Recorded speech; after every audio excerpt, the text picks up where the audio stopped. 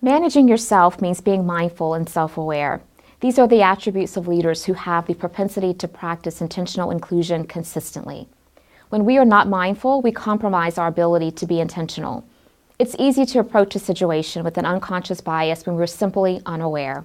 Lack of awareness creates blind spots that can lead to exclusion. It's important to be mindful and aware of the disparities in our experiences. These days, it seems unpopular to recall history. Rather, we're told to look forward only. But the contextual knowledge of history is relevant to how we resolve issues that we did not create. We need to understand how those events happened and why they happened. We must learn how to unify as people rather than continuing to live in racialized patterns and stereotypes.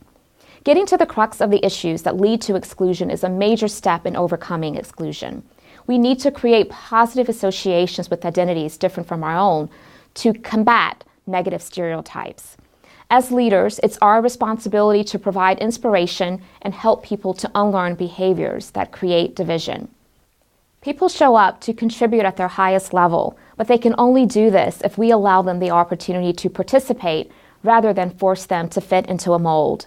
It's our job as leaders to address the level of dysfunction that forces people to conform to a convention. We must create an opportunity to leverage the uniqueness we all possess, but this only happens if we are intentional as leaders.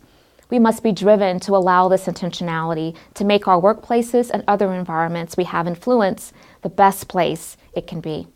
As the saying goes, once you know better, you should start to do better. So we must know better and do better. Intentional inclusionists take responsibility for their actions and find ways to grow as inclusion-minded individuals. They create their own diverse and inclusive experiences to help enhance the uniqueness of every person they encounter.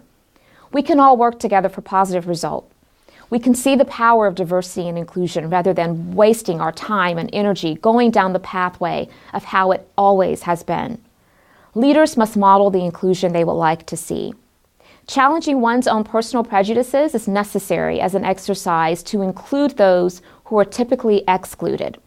When you practice intentionality, inclusion becomes a daily effort.